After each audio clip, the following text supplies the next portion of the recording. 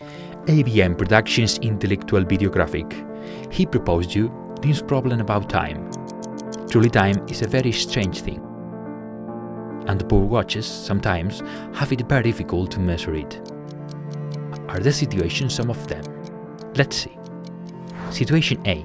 We have a very long train, as long as we want, and the train passes very fast through the station of a town where an old man is standing still, leaning on his cane, on the platform, next to the road, and the old man has a clock on his wrist, which makes an hour. The train drives that moves away at a great speed. He has another on his wrist. The machinist clock, according to the theory of relativity, for moving very fast, has to measure a time that dilates, and therefore this clock is delayed with respect to the old man's clock, which is still motionless on the platform. So we can say that the driver's watch delayed with respect to the old man's clock. Situation B. The driver's assistant, a good athlete, sees the old man on the platform, who is his grandfather, with the pitch in his hand for him, and the assistant starts running from the cabin to the train's tail, quickly, moving away by the train of the machinist.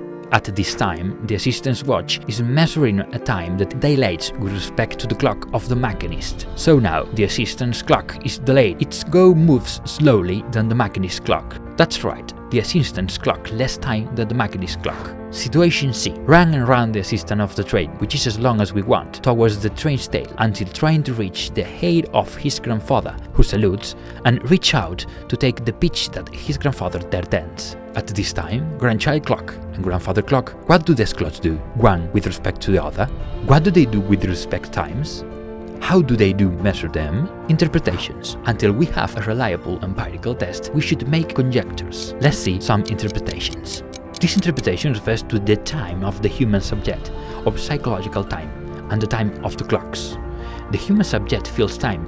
He also thinks, deduces, infers, or reasons, and writes formulas using the concept time. Well, that psychological concept time has nothing to do with the time that clocks measure or produce.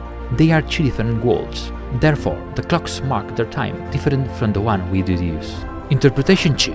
This interpretation relates the movement conditions of each clock in such a way that the grandson's clock, because it is motion, delays with respect to the one that is still, that of the machinist, and this one delays with respect to the one of the grandfather's, quiet in the platform. The hours that each clock shows are likely this, but when they are seen together, grandchild watch and grandfather's clock, to be immobile one with respect to the other. They must mark the same. So, if we do not look at them, they mark differently, but if we look at them, they mark the same. Although it seems impossible to us, it is, and it must be accepted that it is so, according to the interpretation.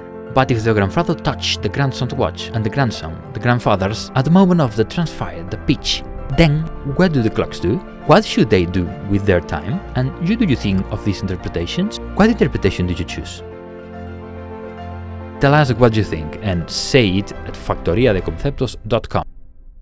IVM Production Intellectual Biographic.